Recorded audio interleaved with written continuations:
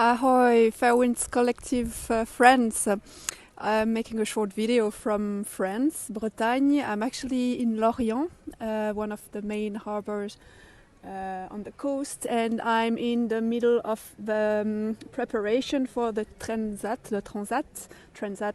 the CIC race, where so many ships, sailing vessels are gonna set sails to cross the Atlantic towards New York. I just visited an exhibition on cargo sailing projects and what's being under construction in France, and then also the perspectives around the world.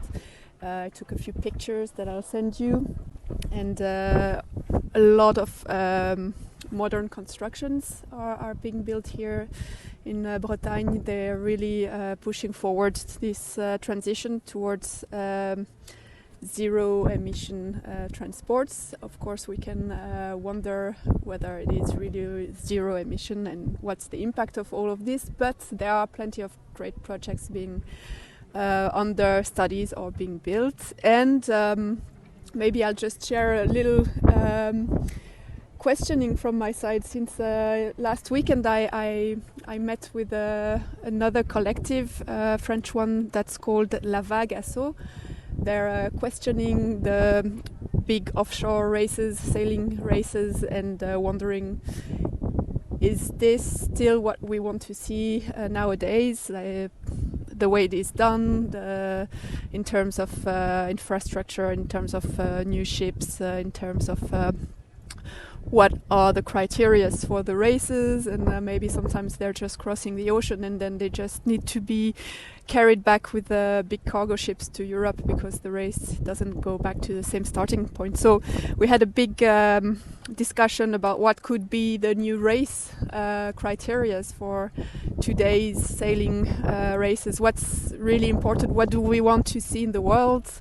And how could the sailing races be an inspiring story? And the main topics that we got in the end was that maybe we don't really care about who's the fastest or which is the fastest ship, but it was more about which is the ship that could put in the front the other criteria, like human cooperation, a beautiful route, sailing route, the best story at sea, because of course there are plenty of things happening for all the sailors. Yeah, all sorts of different criteria, but mainly not being the fastest, and that's quite an interesting thing.